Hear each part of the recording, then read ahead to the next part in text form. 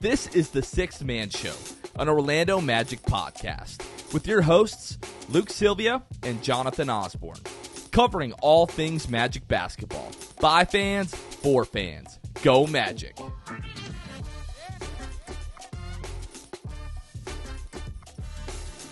What's going on, Orlando Magic fans? You guys are listening to the Sixth Man Show. Today is April 24th, 2023. I'm producer Kevin. I'm joined by Luke Sylvia. No Jonathan today, Luke. What's going on, man? No Jonathan. He said it on Twitter today. He's been sick this week, and it all came to fruition here today with just a double pink eye case. Oof. So feel sorry for him. Would rather be us. And I'm glad that you guys are tuning into this one. If this is only the second time, I think, Kevin, that you and I have tag teamed an episode. It's true. So I'm excited for it. I'm excited. I love talking to Jonathan every week, but adding a wrinkle every now and then is never a bad thing. Not a bad thing at all. Obviously, we hope Jonathan gets better. That is zero fun. Not one, but two pink eye, especially after it has already gone through at least some of his family, some of his household. So not a fun time. But Jonathan, hope you feel much better soon. And we'll look forward to having you back on Thursday's show. In the meantime, Luke, it's been a wild start to the NBA playoffs. I guess we're at a week now. Last Sunday the 16th is when it tipped off. And man, I have been enjoying these games every single night. There's always been something fun to watch. Eastern Conference, Western Conference, take your pick. Some of the series have been snoozers. Obviously, you had the sweep, Philadelphia sweeping Brooklyn. But what have been some of the things that you've enjoyed seeing so far? What series have you enjoyed kind of watching?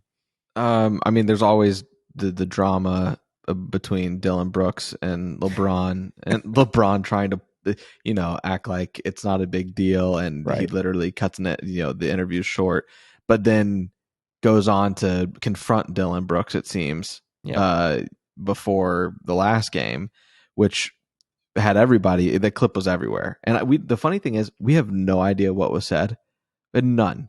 I didn't even know. It looked like they might have been joking around at one point, and then near the end, I was like, "Oh, maybe they're not." And then LeBron in the post game talks about how he takes care of business publicly or something like that, right? And he said everybody saw it. I was like, oh, wow, okay. So it wasn't nice things at all being said in that conversation, I don't think. And then they go on to, the Grizzlies go on to score 9 points in the first quarter. So making, the Cavs, who scored 79 points the night before, look like the 96 Bulls. And then they rallied. It ended up, not looking as bad as it was. Like, I think the Lakers won by like 10 or 11. Yeah. But that series has been a lot of fun just for the dramatics. Kings Warriors, a lot of fun. So Cavs Knicks, we knew those two series, or at least like we suspected that those two series would be what they could be, and they've kind of exceeded expectation for me. Solely the Knicks series is because I didn't expect the Knicks to go up 3-1 by any stretch. I figured it might be 2-2 after 4 games. Maybe they still won here and there and make it 2-2. I figured this series could, end up going 6 or 7, just like everybody else, but it might only go 5. It's crazy. I can't believe it. Those would have been kind of the series I feel like everybody's watching, but have there any of those that you want to add to? Well, yeah. The first thing I want to go back to the LeBron thing. Like, LeBron has been doing this for so long. What is this? What year are we? 2023. So this is year 20, right? Yeah. Or year 19, whatever it is. 20 or 21. Yeah. Playoffs. I guess it's been 19 years of playoffs, right? Mm. You would think after this long, people would learn to keep their mouth shut. Like, why, of all the bears that you could poke, why would you poke LeBron? You know what I'm saying? It's just I don't understand. Cloud chaser. Yeah, the Grizzlies team is so full of clowns, man. There's just a bunch of crazy people. The other series, like you said, Sacramento Golden State was the one I had my eye on the most coming into the postseason, and it has delivered. It has been so much fun, so much. Even today, as we're recording this on Sunday, that game coming down to the wire. Warriors had the game in the bag. Stephen Curry calls the timeout. The Chris Webber timeout that doesn't exist, and then the Kings have a chance to win it at the buzzer. Man, that was insane. But yeah, the Knicks, the fact that the Knicks are going to have 3 chances to go to the second round. They've got 3 elimination. Well, Cavs have 3 elimination games. That I never saw that coming. Never saw that coming. I figured it'd be close, but yeah, Knicks fans going crazy. It is absurd that there is a reality where the next round is Heat Knicks. Oh, so both of the worst seeded teams of the matchups, right? Miami being 8, they get a very fortunate blow to Milwaukee as Giannis is out. The worst. They're up 2-1 as we're recording, right? They're up 2-1. New York's up 3-1. Philly obviously sweeps Brooklyn, and then Boston, honestly, right now is in kind of a close game with the Hawks as the series is, Boston's up 2-1 right now. Now, actually, they're up 8 with 1:20, so it looks like they'll come out of that one. But you got to think the winner of that Boston-Philadelphia series probably feels pretty good about their chances of making it to the NBA Finals at that point. 100%. And I hope that it ends up being a good matchup regardless. I don't want a snoozer of an Eastern Conference Finals by any means. Yeah, I was going to mention that. It's freaking Miami, man. I can't stand the fact that this is the hand they've been dealt. Man, I mean, I hope Giannis comes back. Obviously, it's no secret on this show. We can't stand Miami. We want them to lose. So Giannis going down. I thought the Bucks, even without Giannis, would still be good enough to beat the Heat. Yeah. Now, I didn't think they'd sweep him without Giannis, but I did not expect them to go down as they are right now without him. So hopefully he comes back in game 4 and they can, fix this wrong and make it right, So we'll see. We'll see how that shakes out. But another thing that we have to wait and see how it shakes out is our big NBA draft lottery watch party. And it is right around the corner, folks. May 16th. At 7 p.m. in Orlando, downtown Orlando. Again, location still up in the air. We're working on some things, and if those things work out, it's going to be fun. It's going to be a lot of fun. You definitely, want to be a fly on the wall for that one. Don't want to miss that. It's going to be packed out. Like we said on multiple episodes now, we've got hundreds of people RSVPing. We never know what could happen. The Magic are going to sit with a 9% chance at the lottery. Or at number 1 overall pick. You never know. You never know, Luke. Yeah, we'll see. I hope you guys are willing to show out for that. I know we've, like you said, got tons of RSVPs. We're going to talk about some things in this episode, Kevin, as you guys have read the title of the episode or the description. We're going to kind of, go through the bigger games, the ones that we hold near and dear to our heart. And we'll have some opportunities to talk about watch parties and just how much fun that they've been, and hopefully kind of give you guys a little bit more motivation to show up and create these. Because the thing is, Kevin, like, yes, there is a world where the Bulls stay at 11, the Magic stay at 6. Guaranteed, still going to have a good time. Yep, 100%. There's also a world, Kevin, where the Bulls stay at 11, we get that pick, and the Magic drop into the top 4. And the last scenario I'll run by you, Kev, Bulls stay 11, the Magic get the number 1 pick. Why would you not want to be a part of that potential outcome? It's only a 5% difference between this year and last year when it comes to landing that number 1 overall pick. Why can't it happen? I don't know, but I hope that everybody shows up. Absolutely. And I can't. This cannot be overstated.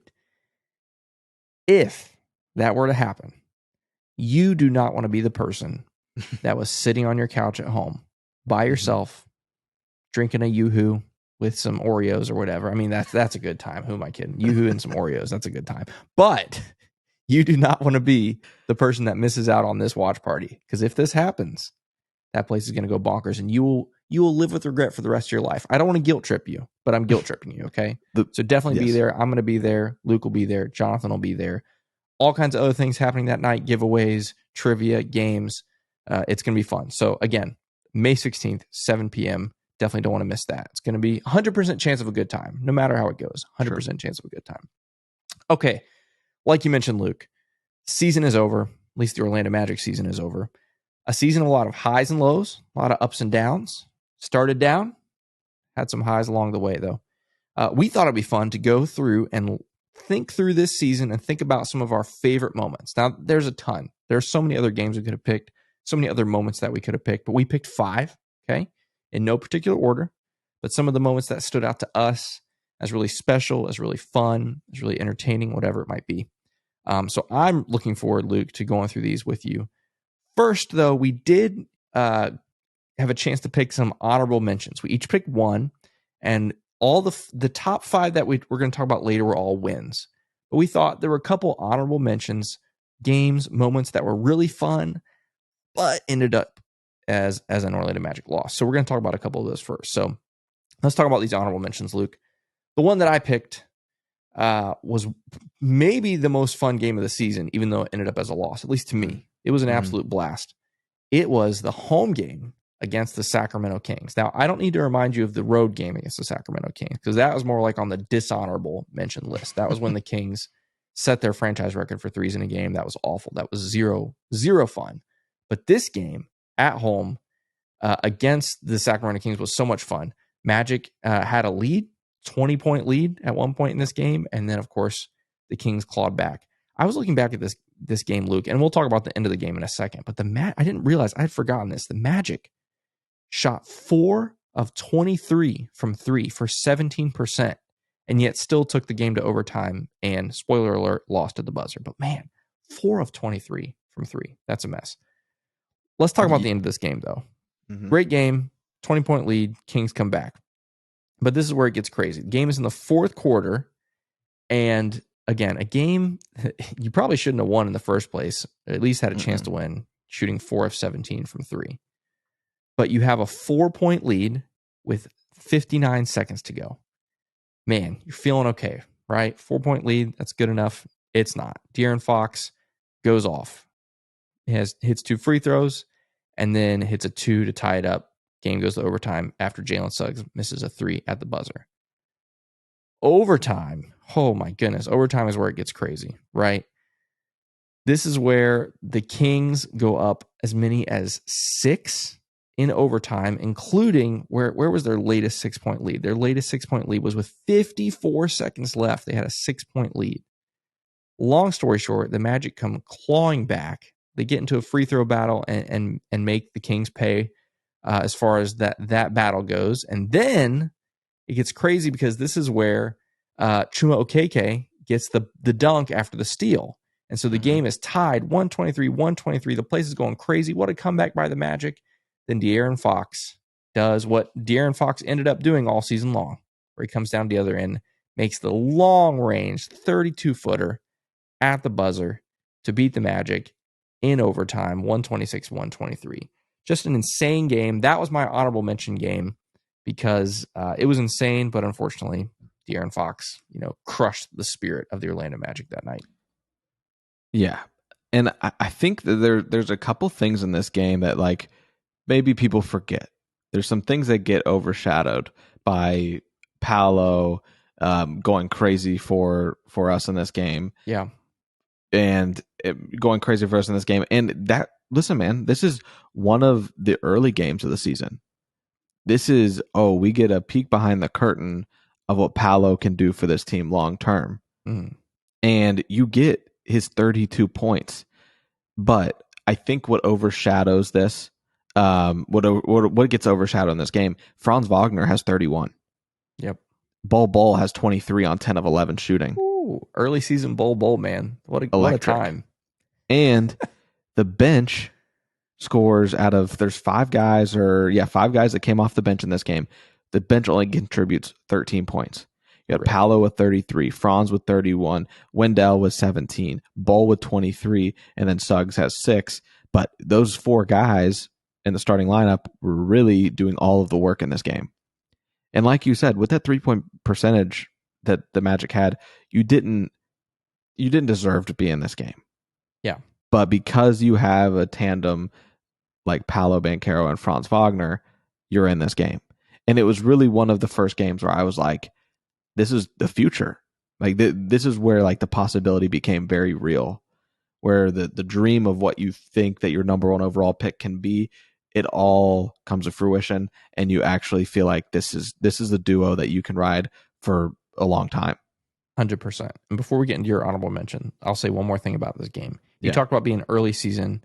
It was a glimpse for us into the Franz and Paolo duo, right?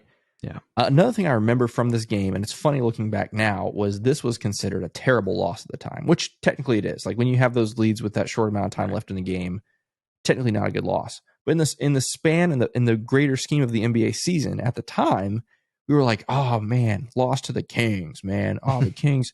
And now look at the Sacramento Kings. That ended up being one of the best teams in basketball, one of the best offenses in basketball, and De'Aaron Fox. Honestly, this game is one of the games that contributed to him winning Clutch Player of the Year, or whatever that new award is. You know, he was crazy in the end of fourth quarter and end of overtime. So it's funny looking back on what we thought of that point in the season. He, at that point, it made the Kings 3-5 on the season. Right. So even more so, if you even like taking away the history of the Kings, their start to the season, rightfully so, we were very mad about that loss, especially being a team that was like 2-7. Yeah. Already coming into that time. Like that was not a game that you could have lost being up by that many points. The other thing I do want to point out about this game, Kev, is the Magic, yes, were abysmal from 3. 78 points in the paint in this game. Yep. That is also going to be kind of the outline, the prerequisite for a Magic win that was just outlined in that game for the rest of the season. Yep. Most of the time, if the Magic were scoring at a high volume in the paint, because we were so bad from the perimeter, it meant the game was close or the Magic won the game. So in a game that, you want to win, you have to do that. The Magic scoring 78 points in the paint is outrageous. And that's one other takeaway I have from that game. Yeah. Now, Kev, I want to get into my honorable mention. All right. We were going through this, and you start to forget about games, right? You're going through the season. You're like, oh, I totally forgot about that game. And then you are able to drum up the memories. The one that you don't need to be reminded of, because you'll always remember it probably, is Paolo Banchero in his debut. Now, piggybacking off that, Kev, Rookie of the Year, it was announced that it'll be announced on Tuesday at 7 p.m., which means Wednesday's episode will be a fun one where we can relive things. We're not getting Jonathan's side of his perspective on things this episode, obviously, so I'm sure he'll contribute. We might revisit the Detroit game with Paolo and everything that he did and really set the tone for the season. But yeah, so that gets announced on Tuesday. So I did want to slide that in there, Kev. Wednesday or Thursday's episode will be basically just reliving Paolo moments from this season, as we're kind of entering like the reflective state of episodes right now, for at least for this week. So yeah, so keep your eyes out for that episode that will drop on Thursday talking about him. But I still want to talk about this as an honorable mention. Absolutely. Paolo's debut, 27 points, 9 rebounds, 5 assists, 11 of 18 from the field, and a poster dunk on Corey Joseph to go along with it, the cherry on top. It is very, very uncommon for a rookie to get their best poster of the year in the first game, and it might be his best poster for a little while. Yeah, like just rare that this happens, and you see that happen, and you're like, oh man, okay, this guy's a little different. This guy, he said this. I don't remember what podcast it might have been, Knuckleheads. I don't remember, but he talked about is the first time that a guy went to try to take a charge when he was going to the basket. He had never had an opportunity on that. Wow. And you kind of can tell because it was a very like not natural poster. Right. It just looks like he goes flying knee into Corey Joseph, and it's a weird dunk altogether, but it's still a lot of fun. It's his first poster. You can't help but love it. And it's been everywhere. It's number 1 on Magic Top Plays, according to like the Magic. We all knew that was going to happen. I did want to add another thing about this game. It was Paolo's, besides one other game against Washington in March, it was the only game where he didn't take a single three. And which is funny because the next game he shoots 6. Right. And he goes on to shoot 4 a game. But I think that it still speaks to the confidence that Paolo was able to snowball, I guess, throughout the season. The fact that his debut, he doesn't take a 3, and yet he still scores 27 points. Yeah. Special. Yeah. And that's exactly what we will always remember about that game, even though we lost. Yeah, 100%. A incredibly memorable debut. It's funny you mentioned that dunk. I was watching the Magic top 10 plays that the Magic actually released, like you mentioned. I think it just came out this past week, or maybe it was the week before. But anyway, I remember watching that and seeing that they put this dunk as number one, and I remember thinking like, it's kind of cool that it was in the season opener, but also kind of sad. Like we peaked on night one as far as top plays, and then the next 81, it was all downhill from there. So I thought that was kind of funny. But yeah, I mean, no mistaking it. That was an incredible play, an incredible night. I mean, who does that? And I don't want to steal from Thursday's show because, like you said, Thursday's show after Paolo officially wins Rookie of the Year on Tuesday night. Thursday's show, we're going to talk all about how incredible and historic Paolo's rookie season was. But like, who goes out there and drops a casual 27 points on 11 of 18 shooting from two in your NBA debut? Like, who does that? It's insane. It's insane. But what a game, a night we'll definitely not forget. And it was a watch party night too, right? Mm-hmm. It was our I only wasn't loss. there. I believe Jonathan was there. Yep. So blame him. Yep. And then you end up losing that game just to a good old beef Isaiah Stewart 3 there. Oh, so, the Isaiah Stewart 3. I blocked that one out of my memory. Yeah. At the time it was like, what? Isaiah Stewart doesn't shoot threes. But then he ends up shooting 4 a game this year and shoots almost 33%. So average 3-point shooter, but he had not have that in his game, and he brought it out against the Magic. So at the worst possible time. Yeah, that was zero fun. But yeah, like you said, Paolo performance, what a debut, and definitely deserving of honorable mention. All right, let's get into our 5 favorites from the season in no particular order. But again, these are favorite moments, favorite games, favorite wins. We cheated on one of them because it was 2 games in one, but we'll get to that. Again, no particular order. There's so many games we could have picked for this list that just didn't quite make it. But Luke and I got together. These are our 5. And if you've got different games outside of these 5 that you want to mention, throw them in the comments. If you're watching on YouTube, if you're listening to this on podcast, send it to us on Twitter, on Instagram, whatever it might be. We'd love to hear from you. Kind of what were your favorite moments of the season? But I'll kick us off. A game that I was privileged to attend was the home game against Golden State. Now, this game, when you come into a game like this, a home game against Golden State or a home game against any of the the top tier teams in the NBA, on one hand, you're excited, right? It's a great opportunity. This young Magic team, and this was early in the season. This was November 3rd. Young Magic team has a great opportunity against the defending champions and blah, blah, blah. But then the other half of you is like, oh, dang it, they're going against Steph, against Clay, and you just hope they can compete and make it close. And then, of course, in Orlando, there's going to be fans of the other team, especially a night like this, a bunch of middle schoolers there cheering on Steph Curry. You know how it goes. And so you come into this like with a little bit of apprehension, a little bit of excitement, and this game 100% delivered. Like it was a great game, came down to the wire, and it ended up being the Jalen Suggs show. I mean, Jalen was fantastic all night long, but that fourth quarter was really, really special. Made some really special plays, and we'll show those here in a second. But what a night for Jalen, which still is his career high, right? 26 for that night. Yes, I believe it is. Mm-hmm. Yeah. Crazy. Yeah, what a night for him. Paolo, 22 and 8 as well. Franz had 19. Wendell with 14. The bench was really strong. Chuma's best game of the year. 16 for Chuma. RJ with 15. And then old Kevon Harris came in and contributed off the bench. This game was a lot of fun. And like I said, we'll play the closing moments here in a second. We got a clip. But anything from this game that you particularly remember? I think looking back on it, it's kind of one of those like hindsight's 2020 moments where you look these last 2, your first 2 games basically, right? Like because for the Golden State game and then the Kings game as your honorable mention, these games were back to back, right? And how the emotions that probably were running high in Amway on this night. Obviously, you were in the arena. The Magic win this game, right? They win by 1, and then 2 nights later, you play against Sacramento and have that overtime game. So when you talk about kind of best games of the year, maybe that theme of peaking early for the Magic, you get that. You get these back to back, and you get to be on either side of emotional wins and losses early on in the season.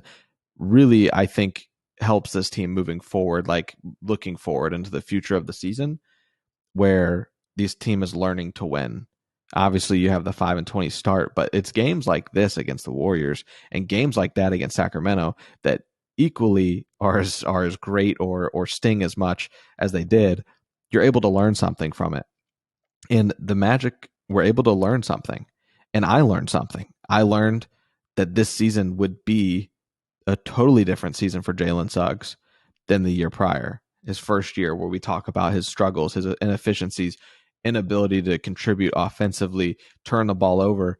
And then you have a game like this where it's like Jalen really set the tone for what you could expect. Jalen, another spoiler alert, shows up later in this list as the main focal point. Yeah.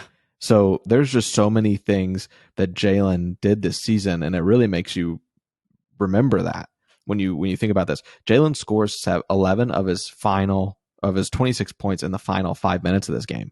Yep. Finishing with 4 steals, 26 points, 9 assists. He was playing out of his mind.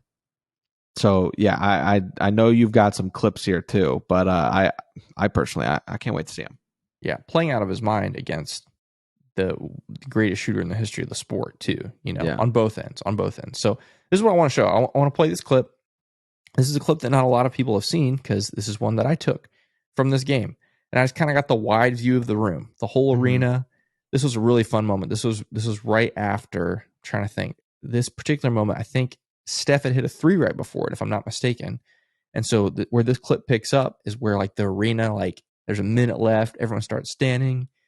Jalen Suggs goes into his move, actually loses the ball, and then with a little step back 3, and then steals the ball, which was one of 2 steals in the very last minute that he had. This was the first one. So let's check out this clip from that night in November against Golden State.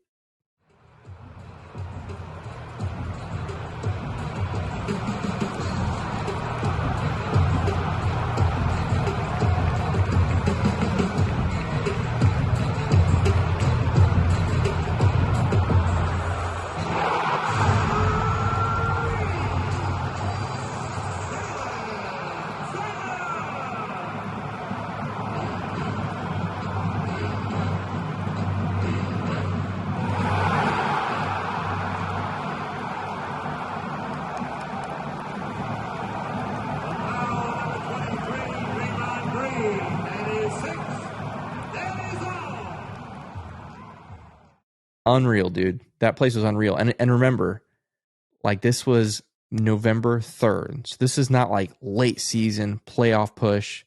That place was feeling it. It was on fire. And it was a really special moment. Like we said, Jalen coming against the best, shooting point guard or shooter period in the history of the game. Gets this, knocks down the 3, gets the steal, and then later on in this game gets another steal that sealed the game. He was just absolutely everywhere and a total menace. Mm-hmm. Yeah, and I think that one of my favorite moments too, looking back on it, is Jalen, hits the 3, gets the steal. There's a pause in the action essentially, and you see him and Mosley embrace. Yes, that like Jalen just puts his head like in Mosley's chest. Like he couldn't believe it, and he was so relieved that it played out the way that it did. But yeah, I'll just go another just kind of tip of the hat to Mosley and his building relationships with this team. And this was so early in the season; it just was so pivotal, I think, to the growth of the team. Definitely one of those games you can look back on and contribute to the success that would happen, in the latter part of the year. Yeah, very, very fun. All right, Luke, our next one, a little bit of a cheat. All right. We did a 2 for 1. What's our second on our list here? This is one that everybody will remember because it was one of the best. I think it was a weekend, if I'm not mistaken. It was a Friday, Sunday. Yeah. Yep, that sounds right. But we kick it off with, I believe, a watch party at Cavo's. I want to say it was at Cavo's, against Boston. December, Christmas, holiday spirits in the air, and this place experienced so many emotions that night. Your first game on December 16th, I remember thinking to myself, oh, this is going sideways. Boston starts out the game up 14-4. And the electricity that was in the building prior to tip and at tip completely was taken out of the building. There was not much happening. Nobody making anything, nobody saying anything, and if they were, it wasn't anything nice about the Magic, about their own team. But then the Magic make a run, and they end up winning the quarter 32-28. And kind of looking back and reflecting on this game, Cole Anthony in the final seconds of the first quarter sets all of this up. Cole Anthony has one of, if not his best pass of the season, where he kind of goes over his head while he's driving to the paint. He's in the paint, over his head, flicks it to Paolo on the right wing. Paolo gives it to T. Ross. Shout out T. Ross. Gives it to T. Ross. T. Ross gives it right back to Paolo, and Paolo just steps right into his jumper, hits it as time expires. The Magic win the first quarter 32-28. When I tell you, like I said, the emotions, the polar opposite emotions you experience in that quarter, the electricity at tip, the deflating feeling that when you're down 14-4, and then you end the quarter in that fashion, the place was going nuts. And I'm getting chills talking about it because I remember that the energy in the room was palpable, like incredible. And then it gets even better from there somehow, right? Like you look throughout this game and the great things that happened during it. You have Mo Wagner, who has his first like explosion of the season, 9 of 12, 25 points, 4 rebounds. Franz Wagner has 19. Paolo has 20. Cole Anthony has 14 on great efficiency, aside from 3. And this is all with you getting lit up by Jason Tatum and Jaylen Brown. Tatum and Brown, Tatum has 31, Brown has 26. And any time that that's the combination of points between those two guys, you normally can bet that your team probably lost the game. Yeah. And the Magic end up winning this game 117-109. Yeah. Another fun fact from this game, if you guys remember, this was also the game where Al Horford got into it with Mo Wagner and got ejected. Remember, he took a little shot to the jewels of Mo Wagner. If we remember that, which is now still getting people ejected in the NBA playoffs. Funny enough, James Harden, and then what was the one that just happened yesterday? Joel had a kick as well when he was on the ground.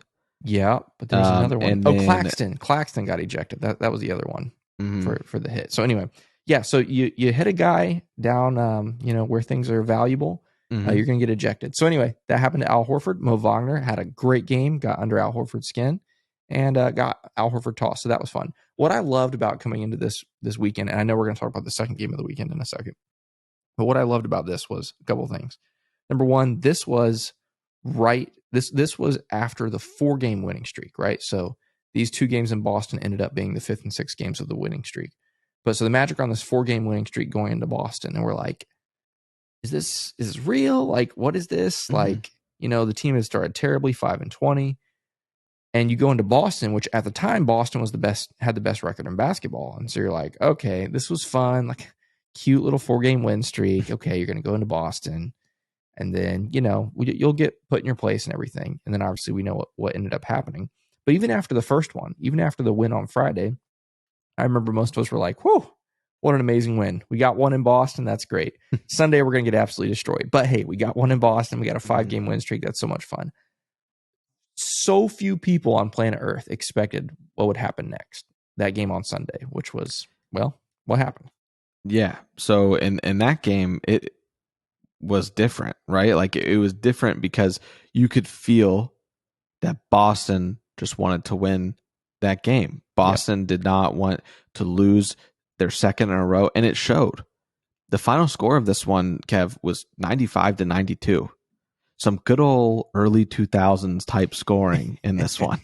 There wasn't a whole lot going on, as from the total when you zoom out and look at the final score, but you did have Paolo Banchero go for 31. The reason that this game was so unlikely is because heading into the weekend, the Magic were 1-11 on the road. Yep. 1-11. So you definitely didn't expect them to figure things out against the Celtics, even though, like you talk about, oh, you're on a 4-game win streak. But yes, now you have to go do it on the road. You haven't had to do that yet, especially when you're streaking. Yep. You're 1-11. You go in, you win that game, you improve to 2-11, and then all of a sudden you beat the Celtics and you're 3-11 on the road. And the Magic would just kind of continue to get better when it came to playing on the road. But you had Paolo with that 6 for 7 from 3 was the biggest thing for me in that game. Yeah. Just the way that he was able to hit at that clip.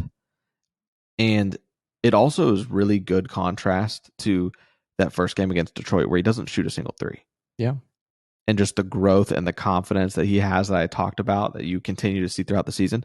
This was one of those games where he shoots 7 threes, makes 6 of them, and scores 31 points and just kind of does everything well in this game and good enough for the Magic to end up winning this game 95-92. Yeah, it was, I mean, I still his best game of the season as far as 3-point shooting goes. 6 or 7 from 3 is insane. But yeah, you're right. It's so interesting how different that was from opening night. But yeah, what a game, what a weekend in Boston.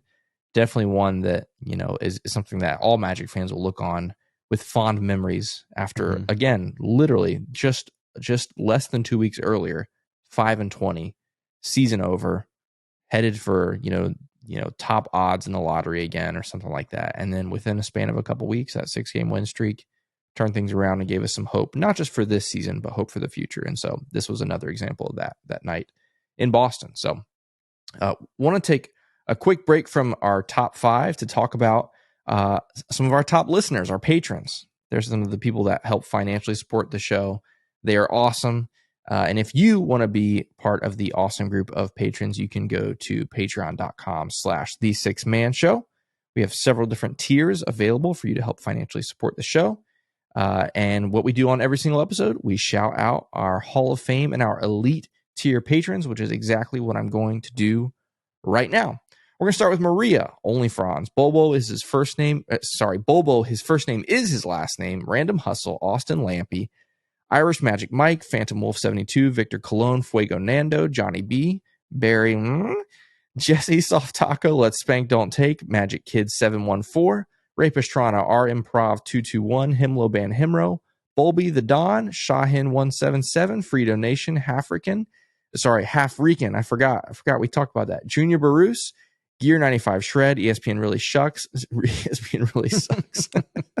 Joe Rothfuss, Chad 3045, Brandon Grace, Ty Mr. TV, Andy at Cannibalism, Caleb Pete, Destined for Greatness, Jose Esquilin, Edmund Legone, Bill Fulton, Juan Geraldo, Fuchsia, Eric Lopez, Brian Leggins, Teddy Sylvia, Goody 93, Nate Donnelly, Bobby Skinner, Dutto 15, Danimal, Drum, Eduardo Sanchez, Lil Penny, Mr. Mikey, Dylan Holden, Nostalgia and M&M's, Migzors, Pierre A, It's Not OKK to say Okiki, Donkey Punch Dave, The Distract, Ryan Singh, Franz Goated for Show, Michael Salapong, Jamel Miller, Michael Martin, Wiffle, Bo Outlaw Fan, Gabe Gaines, Bailey, Cho Jub, Julio, Magic Player History, Normal, Jonathan Borges, Carson Tulo, Armin, Drew Gooden, and Court Cousins. Thank you so much to all of our patrons. And patrons, if you're listening to this, our next Zoom call for our Hall of Fame and Elite Tier patrons is coming up this Thursday night. So if you want to join us for that, you can also sign up, like I said, at patreon.com/the6manshow. Luke, we continue on our list. What do we have as our third on our list of our favorite games? Yeah. So this one is one that came late in the season for us, I believe in March. Yep. It was really, I like to call it the Markelle Fultz game. Markelle Fultz loves playing in LA. And Markelle Fultz did his thing against the Los Angeles Clippers. In this game, Kev, the Magic win 113-108. And kind of like the kind of the main thing about this game, we got to a point in the third quarter where I was like, oh man, I've seen this movie before. Yep. The Magic win the first 2 quarters by 1 each, right? So you have a 2-point lead you're clinging to at half against the Clippers. And then the third quarter, you put up just 17 points. Clippers outscore you by 10. And at that point, you think this one could definitely be over. The Magic go on to score 39 points in the fourth quarter. And a big part, you owe that to Markelle Fultz, who has a career-high 28 points in this game. He scores 12 of his 28 points in the final 4 minutes. Wow. And helps the Magic get the win at this point, right? He has a lay-in with like 30 seconds left in the game to ice the game. Franz hits a step back 3-pointer on the prior possession. Just everything in this game made you feel good about Markelle Fultz, made you feel good about the kind of the state of this team. To be able to have a really bad quarter, one you cannot afford to have in that third quarter, and still win this game. I mean, the Clippers, of course, didn't have Kawhi in this game, but they have Paul George, and he has 30 points. And it really is all that they have in this game besides Zubats. And, you have Russ doing his thing, 5 of 14 shooting, which shout out to Russ in the postseason. He's been doing his thing. That's facts, but he didn't absolutely. do his thing in this game against the Magic. And the Magic were able to win this one. And it's just another one of those identity games for the Magic. And Fultz with 28, Wendell with 27, Franz 20. And this came in a game where you only got 12 out of Paolo. You get 12 out of Paolo in 36 minutes. Usually it's not good enough to win, but then you also had Cole off the bench, 18 points on 7 of 14. There was just a lot of great things that happened in this game. Obviously, the headline of this one is Markelle Fultz with a career high 28 and 12 in the final, 4 or 5 minutes. Yeah, super fun game. I love this game for all the reasons that you just mentioned. I love it as a fan. Our show is by fans for fans. Like, we love Magic fans. And what I loved about this game was how many Magic fans were at this game and got to experience it, even though it was all the way on the other side of the country. We had our guy Manny was there. Let's see, Jonathan Zahner was there. Fuchsia was there, one of our patrons as well. I think there was a couple others. But anyway, the fact that they were all down there, some of them lower bowl, even got to see this up close and personal. Just an incredible game. But you're right, Markelle Fultz going off, Wendell going off, Franz hitting the late bucket that essentially sealed it. It was a really fun game, and especially like going to LA, whether it's the Clippers or the Lakers right now, both teams are good. Go to LA in that environment, formerly Staples, now crypto.com or whatever it is. It's still a very special building with a lot of special memories. And to go in there, brightest lights of all, and to put up those kinds of performances is really special. Anytime you go to New York or LA and put up games like that, it's really special. And not to mention, this helped the Magic sweep the season series. That's right. At 2-0. You win the game back in December, 116 to 111 in Orlando. So it's good. I mean, a team like the Clippers, who is a regular postseason attender, and they have stars like Paul George and Kawhi and everybody else. It's a nice feather in the cap to be able to say that you swept the season series against the Clippers. Yeah, and that other game could have very easily been on this list too. That was another really, really great game. That was a lot of fun, the one in Orlando. So yeah, Magic win this really fun one on the road in LA against the Clippers. Let's move on to maybe, I don't want to say it's Paolo's best performance, because I don't think it probably wasn't, but it was probably his best stretch of a few minutes. That was just like, holy smokes. This was the game in New Orleans against the Pelicans. Let's see, February 27th, that's when it was. Late February in New Orleans against the Pelicans. A game that was in the balance. A game against what ended up being a playoff team. Well, play-in team, not playoff team. Play-in team. The Pelicans. And what a night for Paolo. Again, during the first 3 quarters, he was all right. He was good, solid. But that fourth quarter is when we were like, holy smokes, who is this guy? Back to back to back, short, mid-range, turnaround, you take your pick. He was all over the place in the fourth quarter. A really special night for Paolo. Magic win 101-93. What do you remember about this game? Because I have a couple things I'll share in a second that I definitely remember feeling. I had a lot of feelings in this game. What kind of feelings, memories do you have from this night in New Orleans? So taking you back to that Kings game where down the stretch you're seeing Paolo just step up when the team needs him. You have that game and you lose that game. And I'm thinking to myself, I remember thinking something like, man, that was a lot of fun. I wish that we would have been able to win that game, because I just don't know as a rookie if we're going to see Paolo take over a game at the end of the game like that. You have Franz, you have Cole Anthony, who is, if he's in the game, you guarantee you he's going to have his hands on the ball. Just, you don't know if this opportunity is going to happen again. And I remember this game happening and being like, Thank you. We got a Paolo game where he is the closer, but not only is he the closer, but he closes and wins. Mm. And it's him, and then Ingram hits a pivotal shot. Paolo is just doing his thing. In this game, he scores 8 points in the final 340 of the game.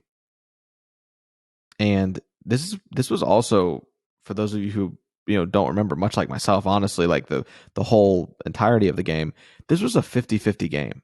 Mm-hmm. And what I mean by that is turnover numbers were roughly the same, efficiencies, all of these things were definitely up for grabs. This whole game was up for grabs, but the Magic put themselves in a great position, winning the first quarter 36-25, and then they fall short in the second quarter and they score just 14 in that second quarter, and and the Pelicans score 24.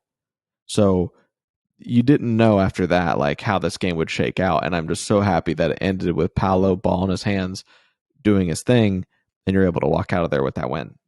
Yeah, what I loved about this is I remember David Steele, Jeff Turner, just in awe after all these buckets during the fourth quarter. The first one, they're like, yeah, Paolo, cool. The second one, they're like, whoa. The third one, they just lose their minds. Again, cold-blooded or whatever David Steele said. But here's what I want to really go back and remember. This was the feelings that I felt on this night. The feelings in the game, obviously very excited. You win the game. That's great. But bigger picture, this was at the end of February. If you remember, that was Paolo's worst offensive month of the season. That was when, yes, everyone talks about he shot 3% from three, blah, blah, blah, blah, blah. What I loved about this game was he had this very rough stretch in February offensively. And there's all this noise. Oh, Paolo, rookie wall, Paolo, blah, Paolo. And then he reminds you that he's him with this performance. This was where he was like, hey, just a reminder, I'm still me. I'm still going to be rookie of the year. And again, it was just his stamp on this game, his stamp on this season is like, hey, yeah, I struggled for a few weeks, but as a rookie, I can still go out and win a basketball game against a high quality opponent with high caliber players. Like you said, Brandon Ingram had a great game. I am capable of this. And so I just remember that after this game was like, you know what? He's fine. We're fine. The future is bright, and this guy is an absolute stud. Yeah. Now, the next game I want to talk about is a young guy who, after this game, I said, he's an absolute stud as well. And that is the Chicago Bulls game that everybody, and I mean everybody, should remember for different reasons. This game was in the balance. You're up 19 points in Chicago, and you blow it. And it gets to a point where, like, we're having a watch party here, and it was at Ollie's, I believe. We're having the watch party, and you could just feel the energy shift when the Bulls basically, they just keep chipping away. They keep chipping away. They keep chipping away. After the Magic have a great first half, like you score 37, you outscore them by 13 in the first, you outscore them by 1 in the second, and you feel pretty good. I remember feeling pretty good. Even as a Magic fan who has been burnt time and time again, I still felt good about this game. And then the Magic go on to score only 21 points in the third and fourth quarter, where the Bulls are, like I said, continue to just chip away at that lead, and the Magic win this game and do it in a way that is going to be memorable for a very long time. And I do want to kind of roll into this clip, Kev, of what Jalen did with the game on the line and the chance to win it. And before we roll this, I do just have to set it up, because unfortunately it was at the cost of one of our beloved former Magic players, Nikola Vucevic. Friend of the pod. Yep, friend of the pod. So he is fouled, and I don't remember how many seconds are left, to be honest. It was less than a shot clock. It was because the shot clock was off once we got the ball back. But Vucevic is fouled with a chance to ice the game. A couple free throws, put the game away. And not only does he miss one, but he misses both.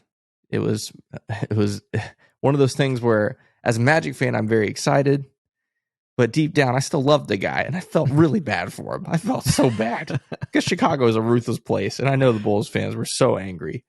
But then, no timeouts. This was the call on Bally Sports Florida as Mr. David Steele and Mr. Jeff Turner talk us through old Jalen's show in Chicago. No timeouts. He missed them both. Rebound Okeke. Suggs. Cross court. Jalen for three. He drills it.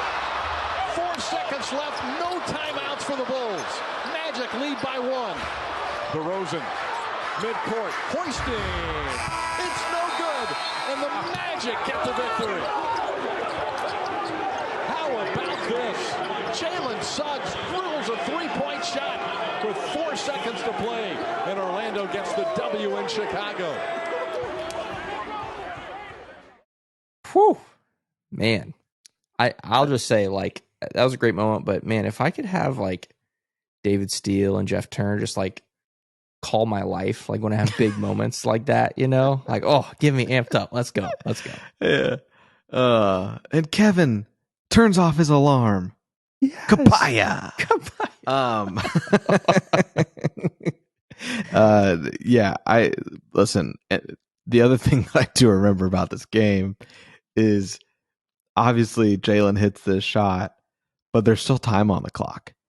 Like there's still time, and I'm thinking to myself, I just feel like this is we're gonna lose this game. Yeah, an electric 3, a game that you should not be in this position because you very much choked away the lead, and just it was anticipating a shot to win the game to go in. Even though it was DeRozan, who isn't great from 3, this was a 43-footer. Anything can happen. Yeah. And, man, just a relief to win this game. And we also are able, Kevin, to take our listeners into Ollie's for the reaction to the end of this game. Yeah. Crazy finish. And if I'm not mistaken, this would have been about 2 weeks after that Kings game. So you talk about being burned. We had just been burned 2 weeks earlier with De'Aaron Fox, almost as far away as DeRozan. But yeah, it doesn't go. And then, as you said, watch party in Ollie's.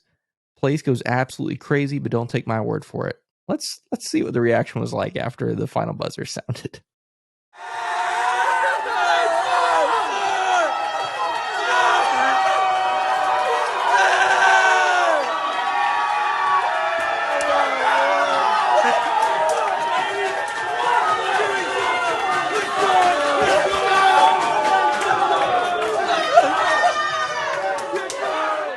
What a bunch of Magic maniacs. This is what I'm talking about when I say that you do not want to be the person who misses the Magic watch party.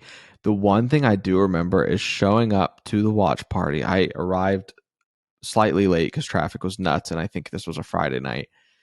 And I remember walking in and being like, there's a good amount of people here, but this is not the normal turnout for our watch parties up to to that point, right? Like, but it's because the team is not great, right? Like, you're 4-11 coming into this game.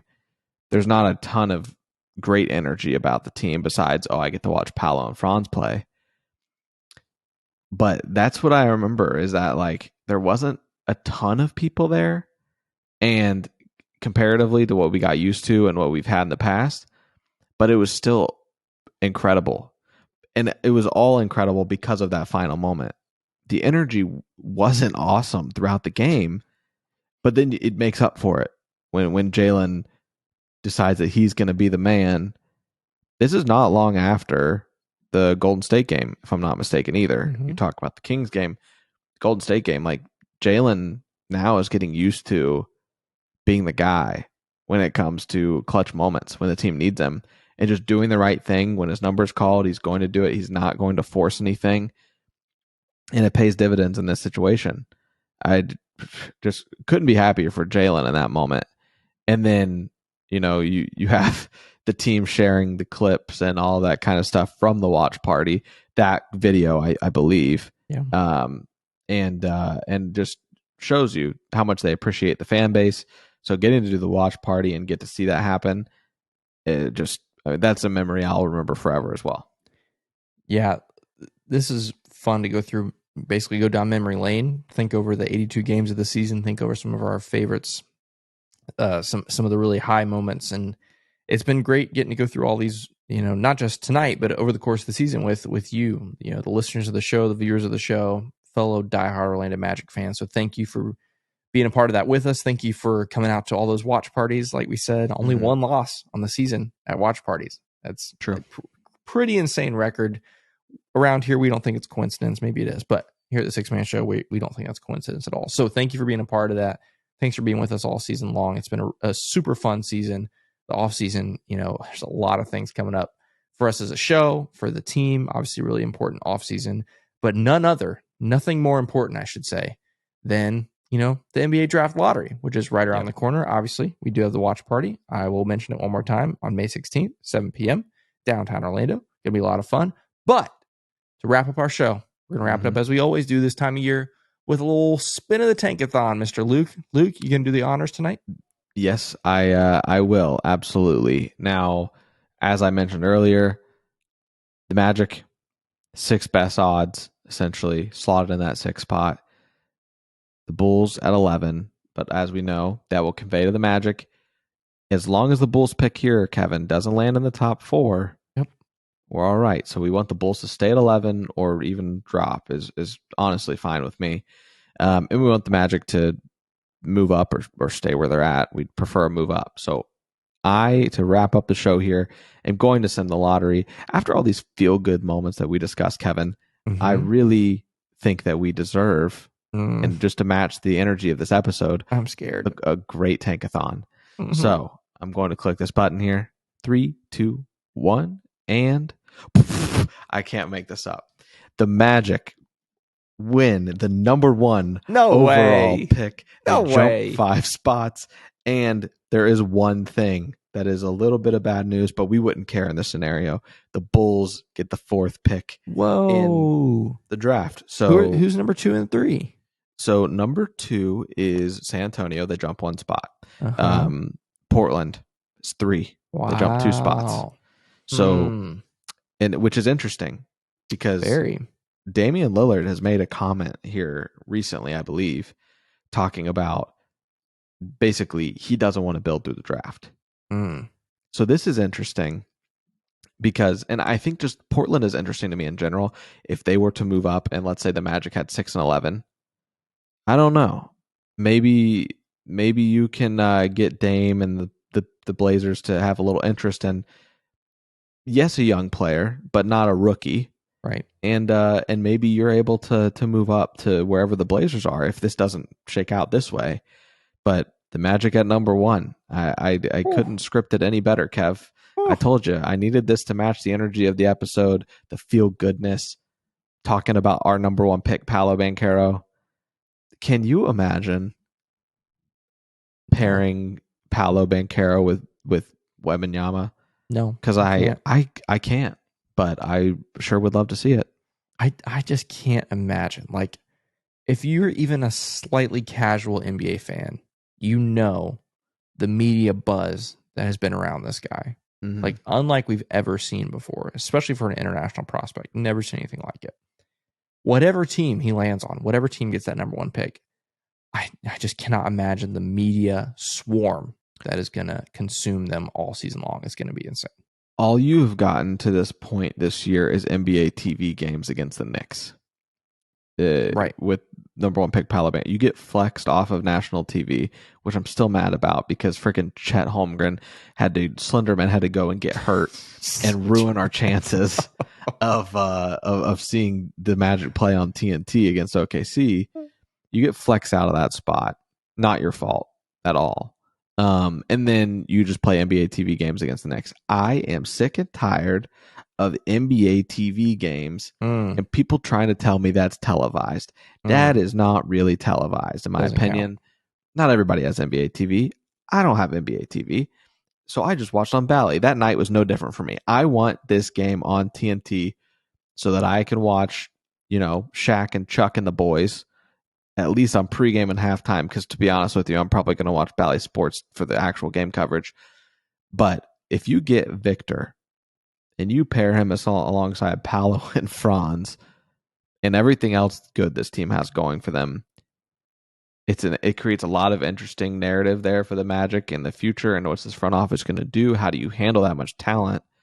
It's a great problem to have, but you're going to have to cut ties with some guys you really love. But you're going to get a lot of televised games. Yep. And I ain't talking NBA TV. Mm-mm. You're going to go from having zero national coverage to being talked about all the time. Yep. And I would love for it to happen. It'd be a blessing and a curse. For sure. To get the number 1 overall pick. I don't know what I would do with myself, to be honest. Like I said, I literally can't imagine, whether it's the Magic or anybody, whoever, especially if it's one of those bottom teams, we're talking the Houstons, the Charlottes, the San Antonios, whoever gets that is going to go from 0 to 100 like that. It's going to be insane. Yeah. So regardless of who the Magic draft or where the Magic draft, what I'm excited about, as much fun as this was, Luke, to go through and reminisce on the season, what I'm excited for is next year when we do this, we're going to be reminiscing on playoff games. I just know it. Like I have zero doubt in my mind, zero doubt after the way this team grew over the course of the season. As long as we're healthy, that's always the biggest thing with this team. If we're healthy, next year when we go over our 5 favorite games of the year, we're going to have playoff games to talk about. And I'm just super excited about that. Yeah. That's going to be a night and day difference, Kevin. And it's going to be a lot of fun to be able to do it. Yep. But this has also been a lot of fun, man. So anything else before we sign off for the day? Nope, I don't think so. Go Magic.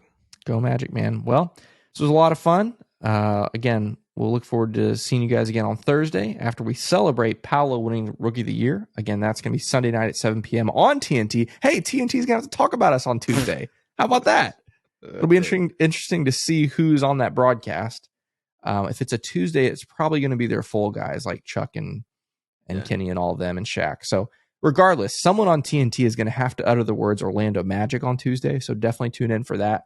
But then tune in for our show on Thursday. We'll drop our episode that's going to cover all things Paolo, celebrating the Rookie of the Year. It's going to be really exciting. But for all of us here at the Six Man Show, for Luke Sylvia, for the absent Jonathan Osborne, Jonathan, get better really soon. You guys have been listening to the Six Man Show. We will catch you guys next time. See ya. Thanks for listening to The Sixth Man Show. Be sure to subscribe on iTunes and Spotify to get new episodes downloaded directly to your phone. If you enjoyed the show, please take a minute to give us a 5-star rating and a review. It helps out the show a lot. Follow us on Twitter, Instagram, and Facebook at Sixth Man Show. We'll catch you guys next time. Go Magic!